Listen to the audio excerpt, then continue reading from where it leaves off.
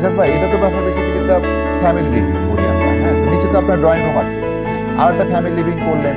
নিজের ড্রয়িং রুমটা কি শুধুমাত্র পড়ে থাকে নাকি ওটার ইউজ হয়, নাকি দুটারই আপনি প্যারালি মজা পাচ্ছেন? আসলে আমার 3টা বাচ্চা, তো মেয়েদের উপরে রুমগুলি করে দেওয়া হয়েছে।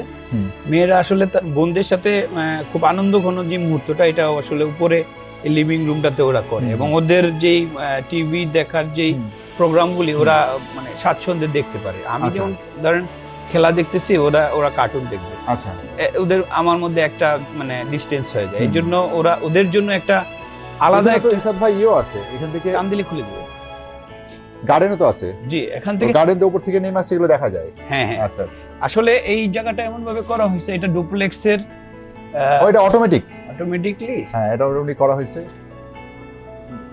এটা আসলে কি মানে এই আপনি একটা জিনিস খুব মজা পাবেন, বাচ্চারা যখন এখানে টিভি দেখে, হ্যাঁ, তখন জানালাটা খুলে দিলে ওদের যে একটা মানে মজার অনুভূতিগুলি, সেটা আসলে ওরা ফিল করতে পারে। ওখানে আইবিলতা, উপরে ছাদের গাছগুলো নিচ পর্যন্ত নেমে আসে, নিচেও গার্ডেন আছে, উপরেও গার্ডেন আছে। মানে এমন একটা এনভায়রনমেন্ট তৈরি করা হয়েছে, একটা আকাশ, হ্যাঁ হ্যাঁ, গ্রিন, হ্যাঁ, এবং আড্ডার যে একটা লিভিং এর যে স্পেসটা, ওটা সব একসাথে ওরা পেয়ে যায়। এবং এটার পাশাপাশি এই যে আমরা নিচ থেকে উঠে আসলাম, এই সিঁড়িটা উপর থেকে যে শ্যান্ডলিয়ারটা একদম নিচ পর্যন্ত নেমে গেছে, নিচের কানেকশনটা এখানে দেখা যাচ্ছে। সেখান থেকে আবার এই আমরা যে ফ্যামিলি লিভিং এর সাথে যে প্যান্ট্রি কিচেন বলি, ড্রাই কিচেন,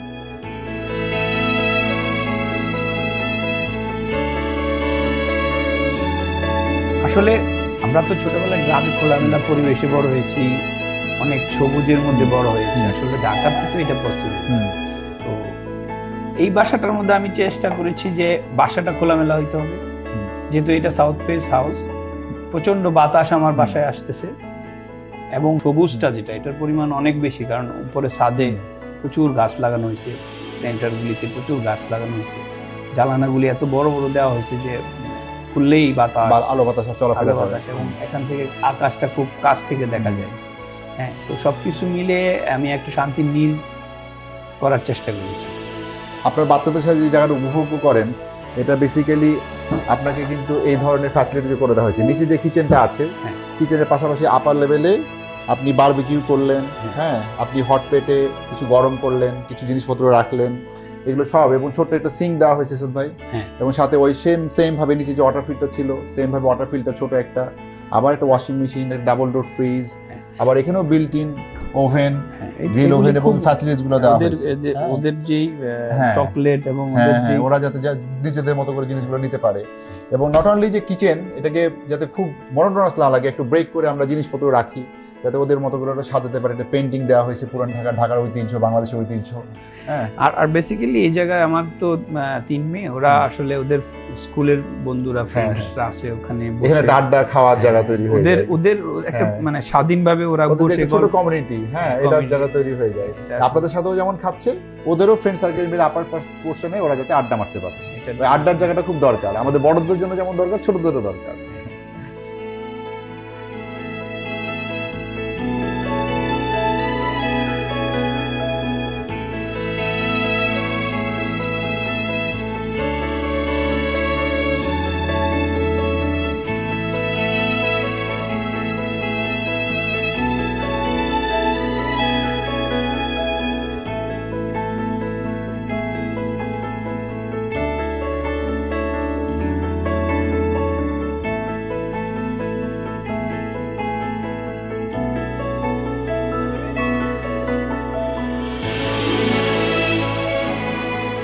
এটা আরেকটা বাসার আরেকটা বেডরুম। আসলে এটাই বেসিক্যালি বাসার মাস্টার বেডরুম ছিল। এই বেডটা আমরা বড় মেয়েকে ডেডিকেট করছি, কারণ মাস্টার বেডটা আমি আগেই বলেছি যে বাসার লোয়ার লেভেলে চলে গেছে। তো এটা হচ্ছে ইসরাতের রুম। হাই ইসরাত, কেমন আছো? ইসরাত, তোমার রুমে আসলাম, তুমি তোমার রুমটাকে বলো, কারণ তুমি অলরেডি বলার মতো ম্যাচিউর হয়ে গেছো। তুমি বাসার মধ্যে সবচেয়ে বড় মেয়ে, এবং ইসাদ ভাই বলেছে যে তোমার মধ্যে ম্যাচুরিটিটা আছে যে তুমি মানে যাতে সব বড়দের কথা বুঝো, তুমি যে স্পেসটাকে তোমার নিজের মতো করে সাজিয়ে রাখছো, এই ব্যাপারে তুমি বলো। সো এটা হয়েছে আমার রুম, এবং এটা হচ্ছে আমার স্টাডি টেবিল। আমার স্টাডি টেবিলের পাশে একটা সুন্দর গার্ডেন আছে। সেই গার্ডেনটা থেকে অনেক অক্সিজেন আসে। আর এটা হচ্ছে আমার one of the favourite part of the house. এটা হচ্ছে আমার মিনি গার্ডেন এবং এই জায়গায় আমার পড়তে অনেক ভাল লাগে। আমি হচ্ছে যখন পড়তে বসি আমার এই গার্ডেনটা দেখে আমার প্রোডাক্টিভিটি, তারপর অনেক জিনিস আমার মানে পড়তে অনেক ভাল লাগে। এবং এটা হচ্ছে আমার বেড, অনেক কমফি এবং আমার রুমটা অনেক বড়। আমার রুমে অনেক স্পেস আছে, শেলফস আছে, ক্লোজেট আছে, অনেক গ্রিনারি আছে। তারপর আমি যখন আমার রুমে থাকি তখন অনেক ভালো লাগে, কেন এই রুমটা অনেক কোজি, এটার মধ্যে অনেক লাইটিং আছে আর আমার অনেক ভালো লাগে।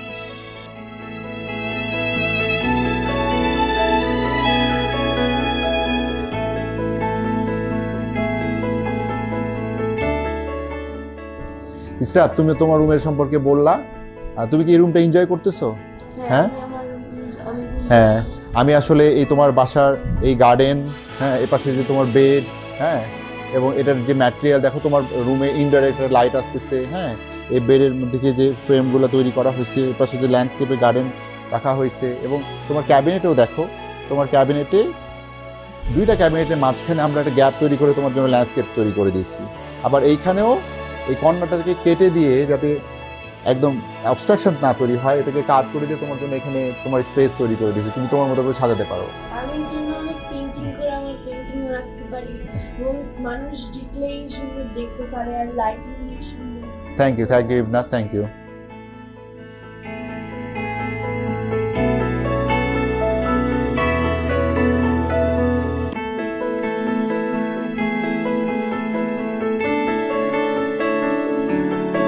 আচ্ছা, এটা হচ্ছে ইবনাথের রুম, হ্যাঁ, বেডরুম। সো এ বাসায় 3 বাচ্চা, ওদের 3টা বেডরুম আছে। সো এটা basically Ibnath. Hello Ibnath, hi. Ibnath ও সবচেয়ে জলি মাইন্ডেড বেবি এই বাসার, কারণ ও হচ্ছে বাসার ছোট একটা প্রাণ।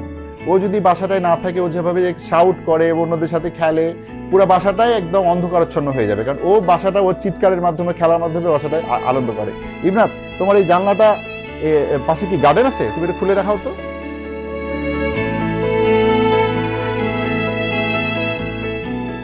ওর একটা উইন্ডো সিটিং আছে এখানে। ইবনাথ, তোমার বেড এটা? হ্যাঁ ইবনাথ, দেখি তুমি ক্যাচ করতে পারো কিনা, ধরো, ওদিকে যাও, দেখি, ধরো ধরো, দেখি, ক্যাচ। হ্যাঁ, দাও, আমাকে দাও। ও থ্যাংক ইউ আঙ্কেল। সো ইবনাথের একটা খেলার জায়গা, অ্যাক্টিভিটিজের জায়গা, এটা ওর পড়ার জায়গা, এটা ওর ড্রেসিং রুম, হ্যাঁ, ড্রেসিং টেবিলটা এখানে। সো ওর অল ওভার এই পুরো বাসাটাকে ও এনজয় করে। ওর রুমটাকেই ওর একটা জগৎ বানানো হয়েছে। এই রুমের মধ্যে যাতে ওর সব কিছু হয় এবং এই রুমটাকে ও যাতে এনজয় করে, সেটা ইবনাথের জন্য করা হয়েছে। তোমার কেমন লাগে রুমটা? অনেক ভালো লাগে। আর তোমার অন্যান্য বোন, বড় বোন, ছোট বোন, ওরা কি খেলতে আসে তোমার সাথে? হ্যাঁ, তুমি ওদের রুমে যাও নাকি ওরা তোমার ও রুমে আসে? Okay, high five. Yes, thank you.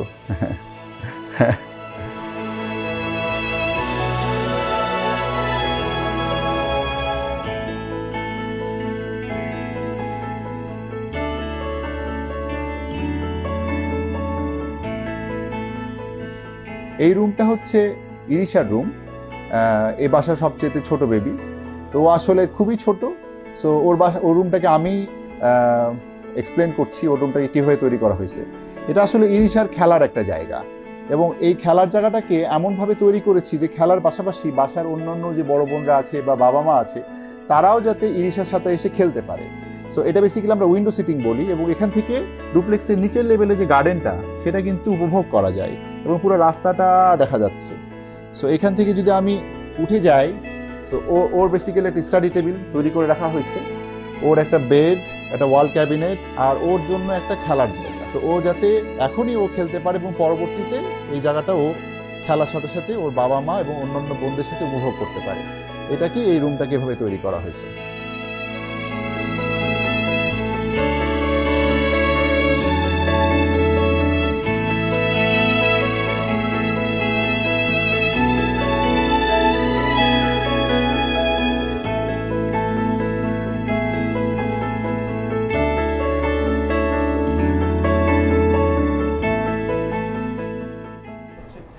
একটা ক্লায়েন্ট যখন আমার কাছে আসে একটা বিল্ডিং ডিজাইন বা ইন্টেরিয়র ডিজাইন করার জন্য, আসলে ক্লায়েন্টকে নিয়ে চিন্তা করা উচিত। আমরা আসলে ক্লায়েন্টকে নিয়ে কতজন চিন্তা করি? আমরা আমাদের প্রফেশন, আমাদের ক্যারিয়ার, আমাদের আর্কিটেকচার এগুলো নিয়ে চিন্তা করি। আসলে আমরা যদি শুধু ক্লায়েন্ট নিয়ে চিন্তা করি, ক্লায়েন্টের চিন্তা নিয়ে চিন্তা করি, তখনই আসলে একটা ভালো আর্কিটেকচার বা ভালো ইন্টেরিয়র তৈরি করা সম্ভব। ক্লায়েন্টের চাহিদা সেটা আসলে নিজের চাহিদা বানাতে হবে। আজকাল ঢাকা শহরে বাড়ি তো সবাই করছে, কিন্তু প্রাণবন্ত বাড়ি, একটা শান্তির বাড়ি কয়জন করতে পারছে? তো এটা আসলে তৈরি হয় ওই ক্লায়েন্টের আগ্রহ থেকে, ইচ্ছা থেকে, এবং ওই আগ্রহটা যদি আপনি বিচক্ষণতার সাথে বুঝতে পারেন, ক্লায়েন্টকে যদি আপনি বন্ধু বানাতে পারেন, তাহলে কিন্তু ওই ক্লায়েন্টের যে ইচ্ছাটা পূরণ করা সম্ভব হয়। এইসব বাসা বাড়িতে আসলে সব কিছুই তৈরি করা সম্ভব যদি চাই। প্রতিটা ফ্লোরেই গার্ডেন, গ্রিন, যেগুলো ঢাকা শহরে এখন হারিয়ে গিয়েছে, এই বাসাটাই থরে থরে গ্রিনগুলো সাজানো, ছাদ থেকে শুরু করে প্রতিটা লেভেলে, ইভেন গ্রাউন্ড ফ্লোরে ওই গ্রিনগুলা বা গাছপালাগুলা, ল্যান্ডস্কেপগুলো আমরা দিয়েছি, যাতে উনি প্রতিটা ফ্লোরে ওনার গ্রামে যায় যখন, যে বাড়িটা উনি ফিল করে, ওই গ্রামের একটা টুকরা অংশ শহরের বাড়িটাতে যদি উনি পায়, এইভাবে এই বাসাটাকে সাজানো হয়েছে।